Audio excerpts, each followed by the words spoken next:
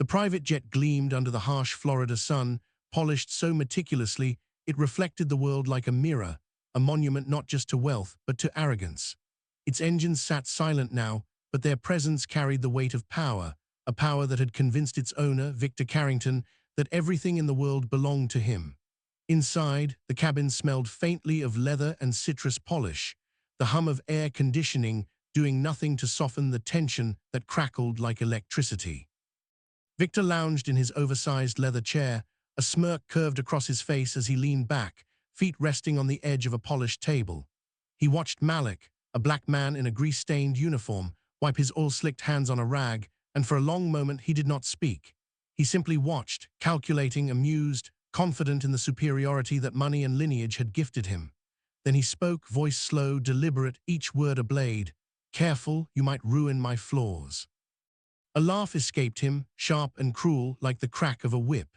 Malik's hands, calloused and scarred from years of labor, stopped for a brief second. They were hands of a man who built things that worked, who understood the language of engines better than most men could ever understand contracts or bank balances. And yet they remained steady. Not a flicker of reaction, not a word, nothing but quiet, measured focus.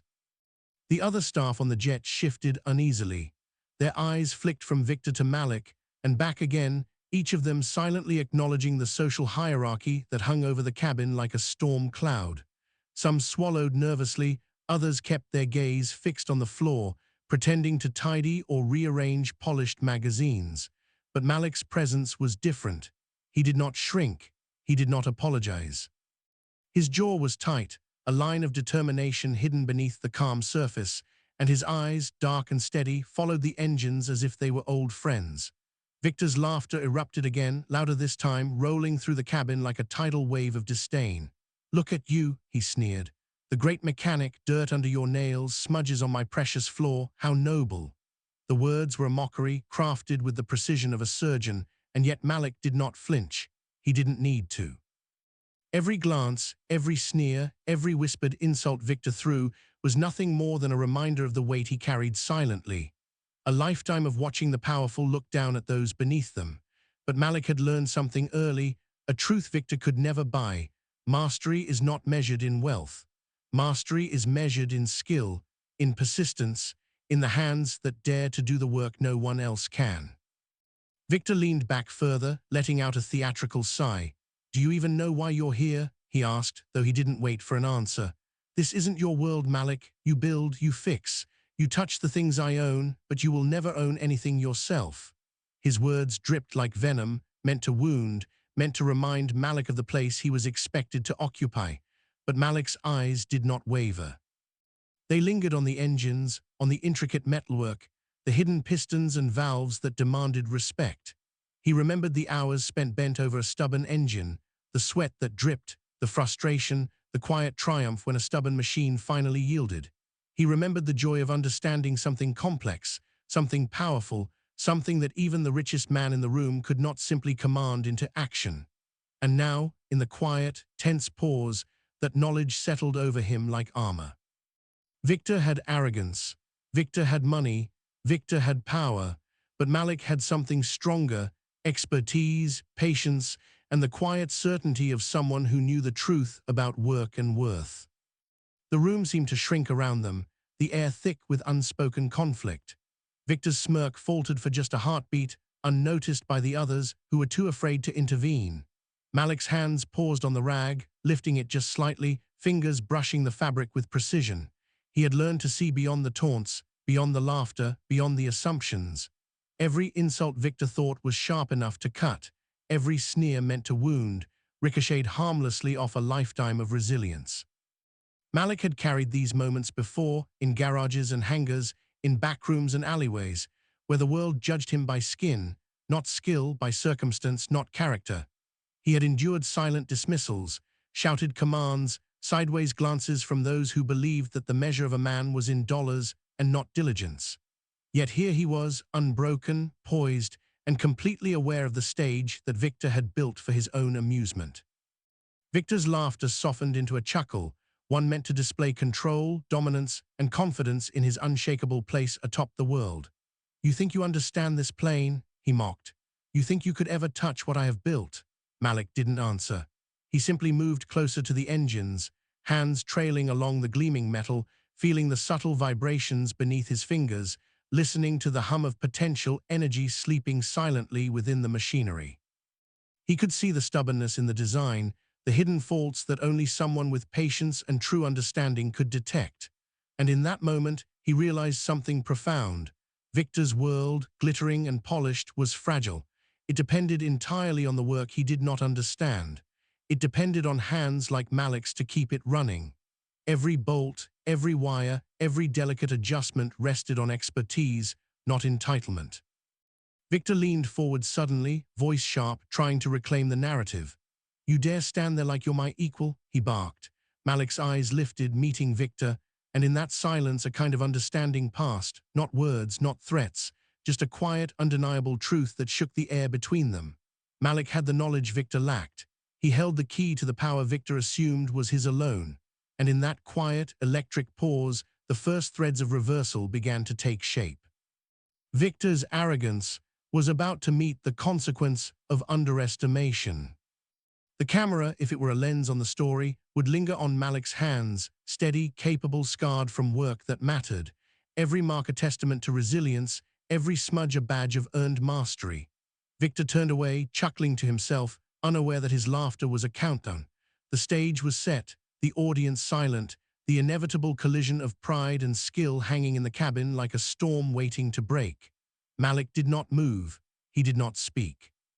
He simply prepared, quietly, for the moment when action would speak louder than words, when respect would be demanded not through privilege, but through proof. Around them, the staff remained frozen, sensing the tension but powerless to intervene, aware that something was shifting, even if they could not yet name it. Victor's world had always been defined by control, by wealth, by the certainty that others were beneath him. But Malik's calm, his patience, his unassuming presence, threatened that certainty in ways Victor could not see. Every ounce of sneer and every laugh cast in confidence only served to sharpen the contrast, to highlight the imbalance that was not of wealth or status, but of understanding, of skill, of humanity. And so the cabin held its breath. The sun outside beat down on the gleaming jet, reflecting off every surface, and inside, two men occupied the same space, yet lived in entirely different realities. One measured life in dollars and disdain. The other measured life in mastery, in integrity, in the quiet, unshakable knowledge that no amount of arrogance could erase true skill. Malik's eyes flicked once more to the engines, then back to Victor, and for the first time, the billionaire felt a twinge of something unfamiliar, uncertainty. Pride clashed with privilege, arrogance met resilience, and the unassuming mechanic, standing still and silent, held the quiet promise of a reversal that no one in that cabin could yet imagine. Victor's smirk lingered, sharp and confident, but for Malik it no longer mattered. He had seen the truth, and in that brief, tense moment, the first seed of change was planted. The game had begun, though neither fully understood the rules yet, and the audience, silent, waiting, watching, could already sense the storm coming. Days passed, heavy and unrelenting, the Florida sun scorching the tarmac as the jet sat like a monument to Victor Carrington's pride, gleaming but stubborn, refusing to yield to the billionaire's impatience. Inside the hangar, the air smelled of gasoline, metal, and sweat, a mixture Victor found beneath him, beneath his world, beneath his notice. Malik moved among the engines with quiet precision, his hands tracing wires, pistons, and circuits with the confidence of a man who had spent his life learning the language of machines. Every day he worked, focused and silent, as Victor circled like a hawk, packing, snapping, and sneering at every motion. "Do you even know what you're touching?" Victor barked one afternoon, tapping his fingers on a polished panel, his voice sharp enough to cut through the engine hum. The words were meant to wound, to humiliate, to remind Malik of his place. The other staff flinched at the tone, exchanging anxious glances, but Malik didn't look up. He didn't flinch. He didn't respond. He simply kept moving, eyes steady, hands steady, listening to the engines as if they spoke only to him. Victor's ridicule came in waves. He mocked the scratches on the metal, the smudges of oil, the smallest imperfections that Malik had left in the pursuit of fixing what others ignored. He leaned over, voice dripping with condescension. "Do you even know how this works? I pay people for results, not for whatever this is." Malik's jaw didn't tighten, his hands didn't falter.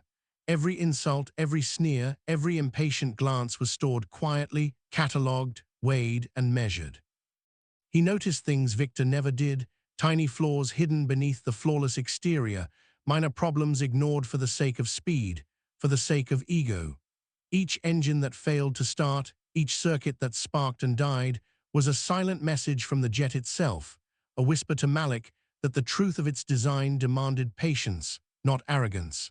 And Malik listened, every failure another reminder that mastery does not bend to entitlement.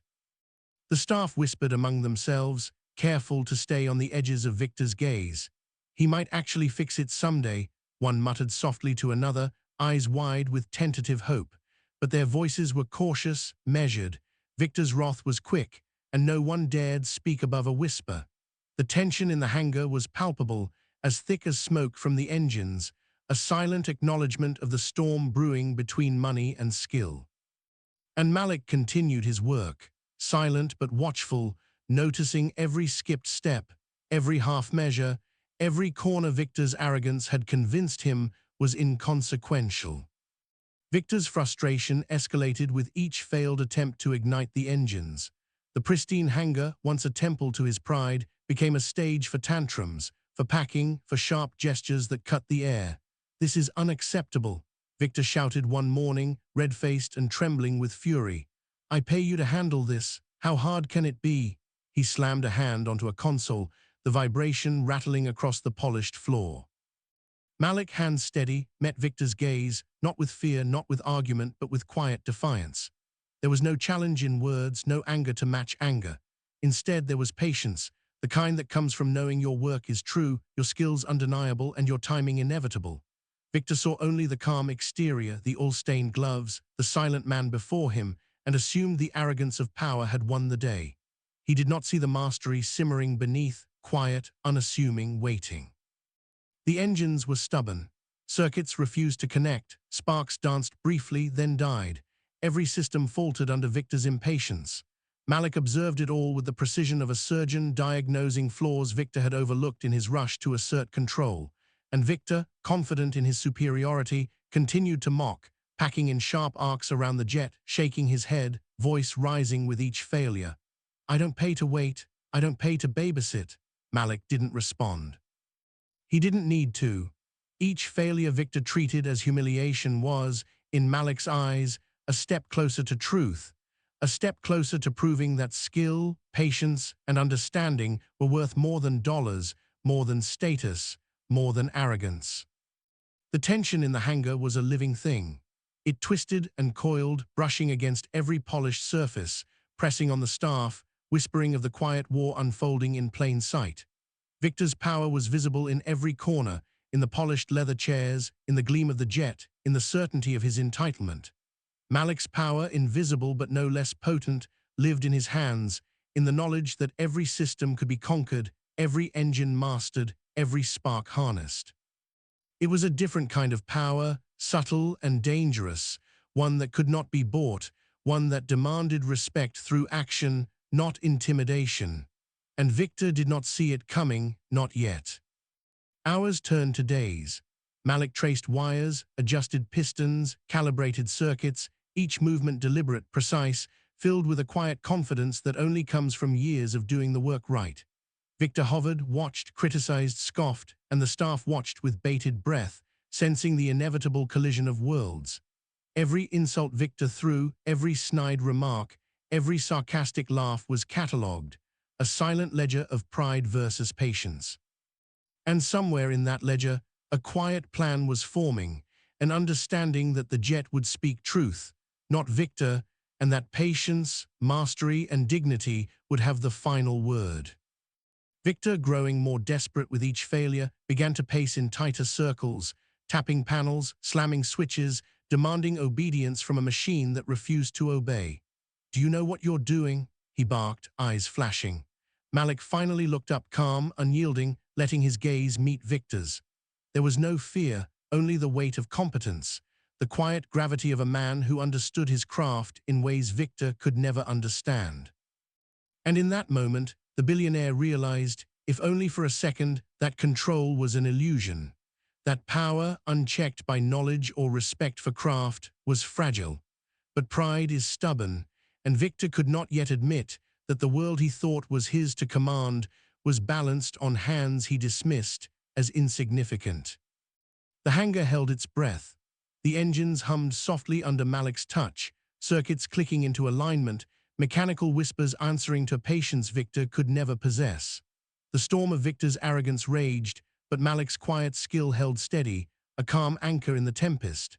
Every failed start, every spark that died under Victor's impatience was a small victory, a gentle prelude to a reversal that promised to be sudden, sharp, and unforgettable.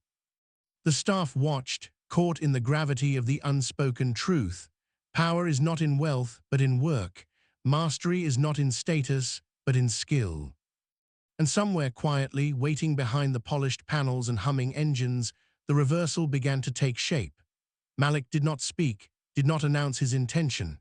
He simply continued, every movement precise, every adjustment deliberate, every glance and calculation a silent testament to the dignity of work, the quiet authority of competence. Victor, for all his money, for all his influence, for all his pride, was blind to the truth standing in front of him. Skill, perseverance, patience, and quiet mastery were forming a storm he could not control, a force that would upend assumptions, challenge arrogance, and demand respect. The tension hung in the air like a living thing, coiling around the polished surfaces, brushing against polished leather and gleaming metal, waiting for the moment when patience would triumph over pride. And in that moment, the audience could sense the inevitability. Victor Carrington, for all his wealth and status, had underestimated the quiet man who worked without recognition, the mechanic who understood the truth of the machines, and in time would show the truth to the man who thought he controlled everything. Victor stormed into the hangar, fury radiating from every sharp line of his body, his polished shoes clicking hard against the concrete floor, echoing like gunshots in the tense, silent space. The sun glared off the jet's sleek fuselage, catching the glitter of his gold watch, his cufflinks, the arrogance that had carried him through every boardroom and private jet lounge he had ever owned. His voice cut through the air, sharp and impatient, a whip of sound meant to command obedience. "What the hell is going on here? I demand an explanation. Why isn't this jet ready?" His gaze snapped to Malik, lingering with a mix of contempt and disbelief, as if daring the man to respond. The hangar seemed to shrink, the tension compressing the air into a palpable weight. Malik did not flinch.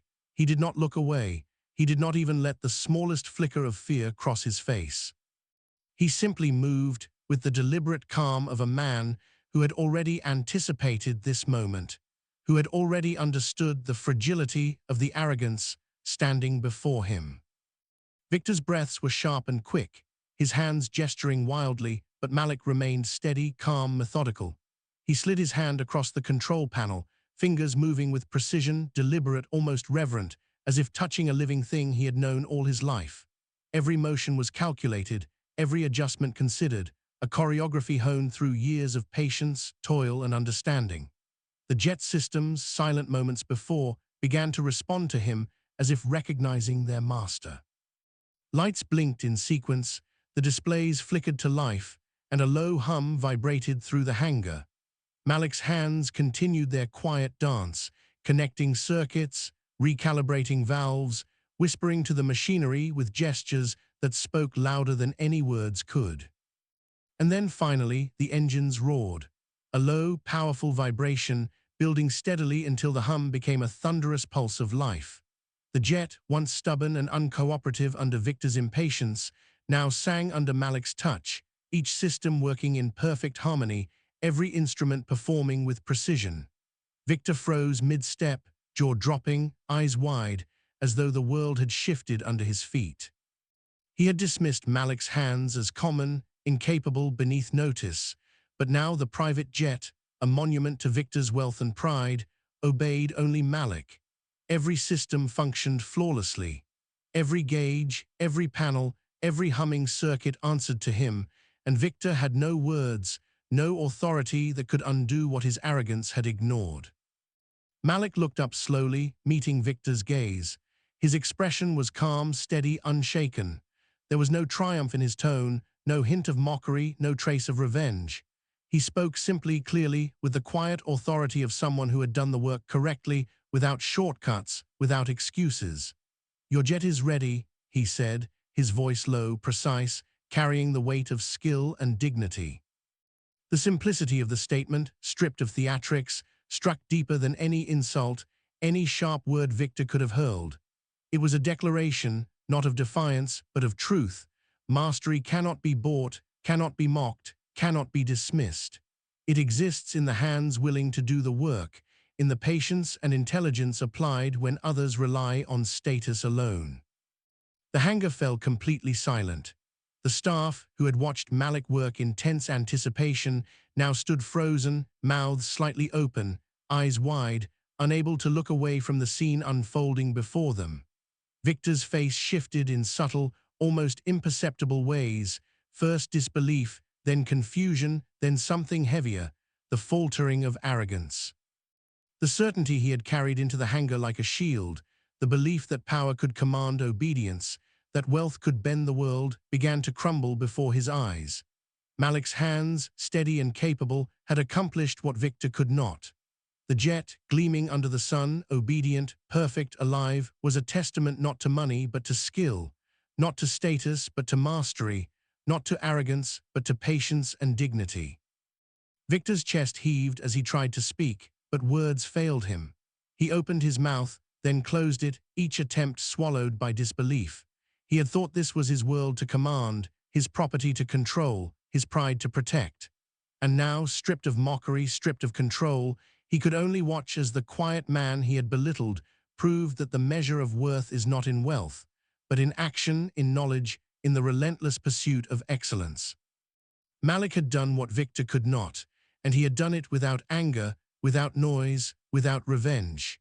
His victory was clean, simple, undeniable, and far more powerful than any insult or confrontation could ever be. Around them, the staff shifted cautiously, glancing between Malik and Victor. They saw the truth in the air, heavy and undeniable. The man they had quietly admired, the mechanic who endured days of ridicule and scorn, had risen without shouting, without demanding attention, simply by being the master of his craft. Their whispers were silent, replaced by awe, respect, and the subtle acknowledgement that Malik's dignity had won in the most profound way possible. He had proven that patience, skill, and quiet confidence could topple arrogance more effectively than any shouting match, more definitively than any confrontation. Victor's gaze lingered on Malik's hands, moving with the calm authority of someone who had earned every mark, every scar, every ounce of knowledge. There was no malice in the hands, only precision, intelligence, and control. The billionaire's world, built on money, status, and intimidation, seemed fragile in comparison, a fragile veneer easily dismantled by competence and resilience. Malik's eyes met Victor, again steady, unshakable, but this time with something deeper, a quiet certainty that the work was done, that respect had been claimed not by voice, but by action. The engine's low hum reverberated through the hangar, a subtle symphony celebrating skill, patience, and mastery. The polished floors, the gleaming fuselage, the wealth surrounding Victor, all of it seemed suddenly secondary to the quiet truth standing in front of him. Malik had won without anger. He had won without revenge. He had simply done what he was meant to do, what he knew how to do better than anyone else in the room. And in doing so, he had proven a truth far greater than the mechanics of a jet, that dignity, patience, and mastery are more powerful than wealth, more lasting than arrogance, more commanding than any authority that lacks understanding. Victor took a hesitant step back, swallowing hard, his eyes flicking nervously around the hangar, seeking a foothold in a world that no longer obeyed his assumptions. Malik's calm, deliberate movements had shattered the invisible hierarchy Victor had assumed was unbreakable. And yet, Malik did not gloat, did not challenge. He simply watched, hands poised, eyes steady, as the engines purred in perfect harmony. The reversal was complete, subtle yet absolute, and the message undeniable. Respect is earned, mastery is proven, and true power cannot be faked or purchased. The hangar remained quiet, alive with a tension that had shifted subtly but irrevocably. Victor's arrogance had been replaced by disbelief, a quiet hum of acknowledgement that this man, whom he had belittled, whom he had dismissed, had achieved what he could not. Malik's dignity radiated like the steady hum of the engines themselves, undeniable, unshakable, and absolute. The staff, still watching, understood the lesson without words. The measure of a man is not in what he owns or commands, but in what he can do, in what he can master, and in the quiet strength he carries through work, skill, and patience. And Malik, finally looking up, breathing in the hum of accomplishment, knew that he had not just fixed a jet. He had fixed the imbalance of power, the assumptions of arrogance, the fragile illusion that wealth could command without knowledge. He had proven that quiet mastery, dignity, and patience could speak louder than ridicule, louder than fear, louder than money itself. And in that silent triumph, the hangar, the jet, and the people within it understood a truth as old as time. True power belongs to those who earn it, not those who assume it. Victor stood at the steps of the private jet, the sun catching the polished metal and glinting off the gold cufflinks he had always thought marked him untouchable. But today, they seemed almost irrelevant, symbols of a world that had failed to teach him what he needed to know. He looked down at Malik, calm, precise, hands clean now, as if the engines themselves had washed away the grime of days past. Malik's tools were neatly packed, each one in its place, no rushed movements, no flustered gestures, just quiet competence. He moved with the ease of someone who understood the weight of work, who understood the value of mastery, and who had spent a lifetime earning respect without demanding it. Victor opened his mouth, closed it, then finally spoke, his voice quieter than usual, tinged with something unfamiliar, humility. "I underestimated you," he admitted. The words hung in the air like smoke, dense and heavy, carrying with them shame, but also awe. It was not the kind of confession Victor ever imagined making, and yet here he was, stripped of pride, confronted by the undeniable truth of Malik's quiet strength. Malik nodded once, slow, deliberate, acknowledging the recognition without a flicker of arrogance. He did not smile. He did not revel in Victor's discomfort. His eyes met Victor's, steady calm, a quiet reminder that the moment was not about triumph over a man, but the affirmation of integrity, skill, and patience. The jet gleamed beside them, engines humming softly, a testament not to money, not to status, but to labor, understanding, and care. Victor's empire, polished and vast, had always been built on the illusion of control. He had assumed that wealth, influence, and status could bend the world to his will, that power could be measured in dollars and dominance alone. Malik's hands had shattered that illusion, quietly, efficiently, perfectly, and in that shattering, Victor glimpsed a truth that had eluded him his entire life. Power is hollow if divorced from skill, from patience, from dignity. The staff lingered on the periphery, careful not to breathe too loudly, afraid to interrupt the silent lesson unfolding. They had watched Malik work under ridicule, under mockery, under the weight of a man who believed himself untouchable. They had witnessed the tension, the quiet simmering storm of competence versus arrogance, and now they watched the resolution unfold, subtle, clean, undeniable. No applause, no fanfare, no dramatic gestures, just quiet acknowledgement. Malik packed the last of his tools into his bag, each snap of the clasps a punctuation mark on a story that had been building for days. He adjusted his cap, brushed his hands lightly on his uniform, and moved with the deliberate care of a man who understood the value of every action. Victor remained frozen, speechless in a way that wealth had never allowed him to be. He could not command, could not intimidate, could not force respect where it had been quietly earned. Malik had taught him something far greater than any boardroom lesson, far greater than any negotiation tactic. Mocking someone for their hands, their labor, their position, was a dangerous mistake. He realized, too late, that life had a way of flipping the script on arrogance. often with quiet, unassuming grace. Malik's hands had done more than fix a jet. They had repaired a lesson in humility. Each bolt tightened, each circuit connected, each engine brought to life had spoken a language Victor could only now begin to understand. Respect is not demanded. Respect is earned. And dignity cannot be bought, polished, or displayed. It must be proven through action, patience, and perseverance. Victor's chest rose and fell with heavy, uneven breaths. He wanted to say something more, to reach for words that could reclaim even a fraction of his pride, but the truth sat between them like a living thing. Malik's quiet strength filled the space, undeniable, unyielding. It was not loud, it did not boast, and it did not gloat. Yet it had done more than silence Victor. It had shifted the air, the hierarchy, the assumptions. And Victor, for all his wealth, influence, and entitlement, had no choice but to acknowledge it. Malik slung his bag over his shoulder and took a step back, as though to offer closure, yet without fanfare, without ceremony. The engines thrummed in the background, a subtle applause for the work that had gone unnoticed, a symphony only he could conduct. Victor's gaze lingered, catching the hum of the machines, the precision of the work, the quiet dignity that radiated from Malik's posture. He swallowed again, his ego bruised, but his mind opening to a lesson far larger than any contract or balance sheet could teach. For the first time, he understood that mastery, resilience, and quiet competence were forces no wealth could imitate, no arrogance could suppress. The hangar itself seemed to settle into a new rhythm, the air lighter, yet still heavy with reflection. Malik's silent victory had rewritten the unspoken rules of that space. The staff began to exhale slowly, their eyes no longer filled with nervous anticipation but with reverent acknowledgement. They understood what Victor had yet to fully articulate.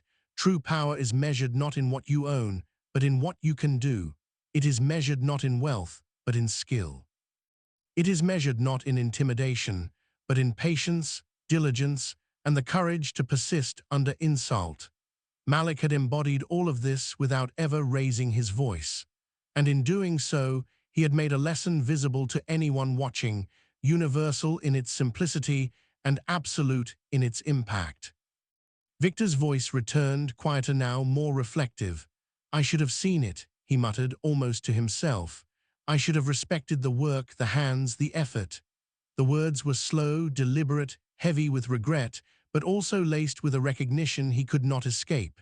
Malik's head tilted slightly, acknowledging the admission, not with triumph, but with understanding.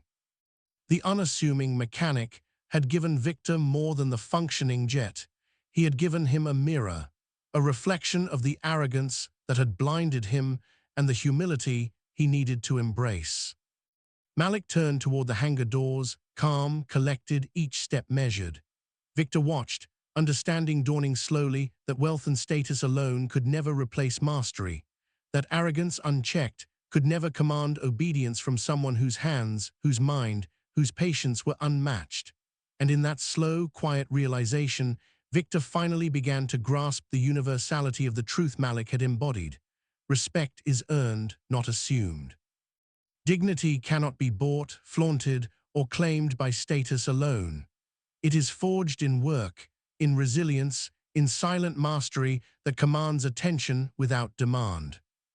As Malik exited the hangar, the engines of the jet vibrating softly behind him, the staff followed his example, returning to their own duties with renewed awareness, changed in the quietest way by witnessing the underdog rise not through confrontation, but through competence.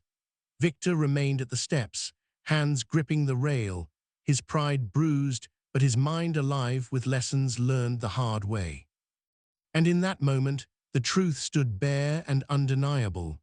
The quiet strength of the underdog is a force the world often forgets, but never truly underestimates. And for anyone watching, for anyone who has ever been underestimated, belittled, or dismissed, the lesson is simple, cinematic, and eternal.